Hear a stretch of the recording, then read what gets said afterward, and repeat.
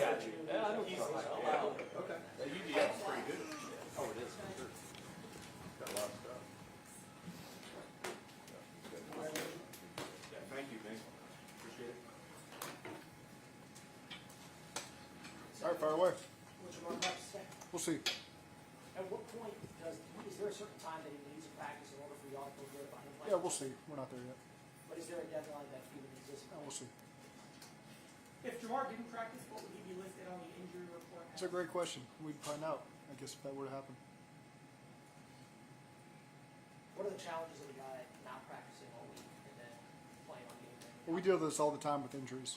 You know, where guys are limited through the week or don't practice during the week, and our guys have always done a great job in the meetings of being responsible for it. I think we do a good job teaching that, walking through it. So again, there's a lot of ways to get people ready to play in a game. Throughout this process, we've been confident that I want to be back with Jamar. Is that still the case today? Yes.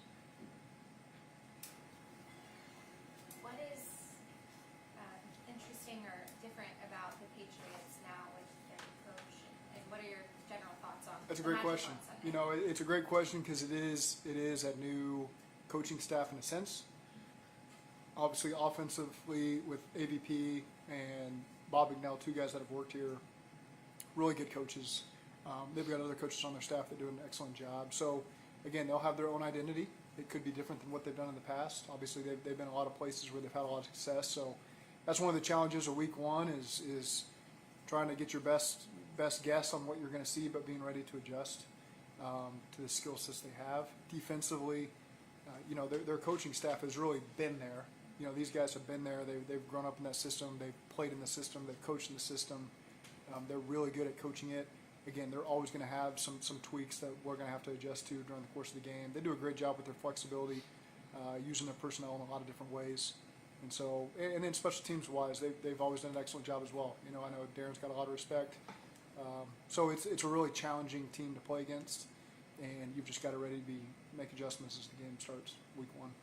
Is the challenge of that system, for lack of a better term, the Belichick system, is there and you went against it in the Super Bowl, is it that versatility, trying to figure out what you're going to do with it? Yeah, I think, you know, multiple is a word I don't love when you're talking about a system, but it really does fit what they do. They can use personnel and give you multiple looks based on that personnel, and you can't really get too in depth here on what that means, but they do a good job coaching the technique. Their players are always very fundamentally sound. That's been something that's been tried and true with them since I was in that division starting in 2012. And so, again, a lot of respect for how they teach the system, how they execute the system, getting the most out of their players. They've always done an excellent job in that area, and I expect that to remain unchanged.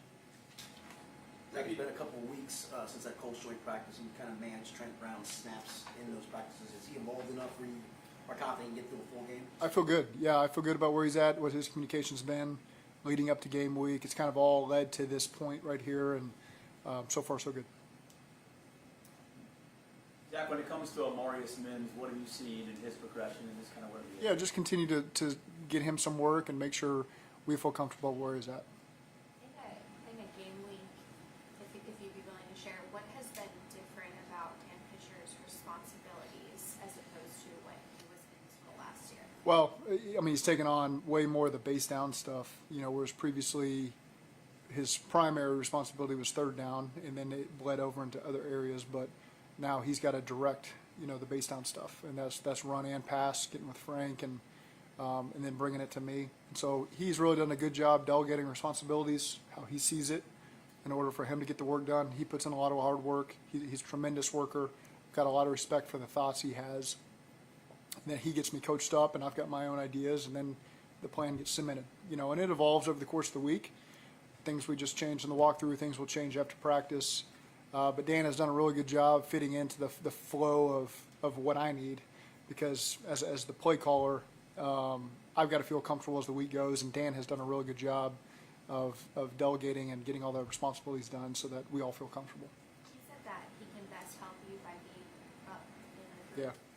What do you like that your offensive coordinators can see from up there that directly helps you on the field? You can see all 22. I can't see all 22. I can't see the far side of the field. I can't see anything that happens at a far pylon. You know, the fans know better than I do. So he's up there and he can see a bigger picture of just coverage structures in drives. Because now we've got pictures, we've always had pictures post-drive, so you can look through and see it post-drive, but the flexibility to be able to make adjustments as the drive's going, he can see that and help with that. Brian always did that. Pitch will do that. We've got a lot of trust with the information he's given me. Zach, I know it's different opponents, different years, but as you look back at the last couple of years, week one, is there anything that you lean back and look back to as far as the unknowns that can happen in a week one game? Well, you just got to be ready to adjust as the game goes, because you never know with 100% certainty what you're going to see, how they're going to utilize their personnel. Same goes for us. So again, that's the unknowns of week one. There's been a lot made over the years about how this team has started slow the first couple weeks of the season. Why do you think this year's team is in a better spot in terms of that? Well, I can't make any predictions, but we had a great training camp. This team's ready to go. We're ready to play. You know, I'm happy we've got these last 3 days of work to get in there, but I think this team's really chomping at the bit to go out there and play against a real opponent in a real game. We're as prepared as we're going to be, and so I'm just excited to watch these guys let it loose and go play. What's been the most encouraging thing about Joe Burrow's progress from the start of camp to date?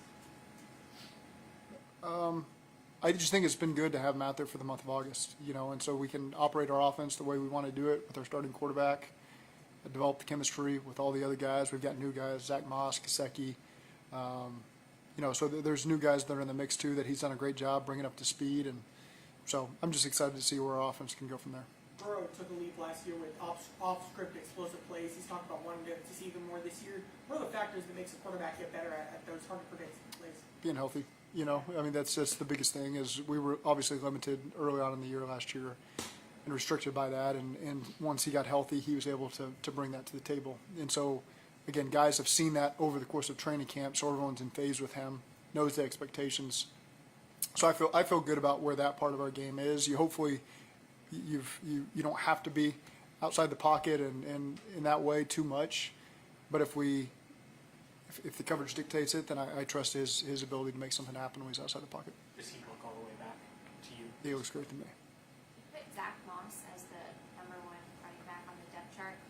Is that an indication that he'll get more reps than Chase Brown, or are you still planning for it to be almost 50-50 split? Yeah, you can ask PJ and Emily. My favorite thing in the world is talk about the depth chart, in which I pay no attention to whatsoever. And we've got a lot of players that are all starters. It can depend on what personnel grouping we have on the field the first play of the game. So to me, it's meaningless. I know we have to do it. I put no time into it because I think we got a lot of players that are capable of being starting players for us. And same as guys that run out the tunnel. Sometimes that's a lot of unnecessary angst on my part. You know, we got many guys that could be fitting that role, and sometimes as a head coach, you just got to point to one and Zach, I know ask them. I know it can be hard to gauge sometimes, but how motivated would you say this team is? Because talking with guys inside the locker room, they do harken back to last year a lot They about. put in a lot of work, and so when you put in a lot of work, you're hungry, and that's I don't know what the right word is. Motivated. It's just there's an urgency to get out there and play and put our best foot forward, and guys have put in the work and they know that, and so there's a confidence that comes with that. It's not a lot of hope. It's not, man, I hope we can do this. I hope we can do that. We know we've got the pieces and we've put in the work, and now I just have to go execute it. Coaches, this is very of an offense you've had since you've been here as far as being able to interchange players, your backs, your tight ends. You do this. I think there's a lot of versatility and a lot of depth, and so that allows you flexibility to move people around and make the offense the best we can make it. So again, we got to go out there and do it. We want to dictate what the defense does. There will be times where defense dictates what we do, and that's football. But I think we have the flexibility to be able to make those adjustments if we need to. Are you hoping for any kind of finite resolution regarding Jamar's situation by the end of this week? I'm not making any predictions. I'm just taking it day to day.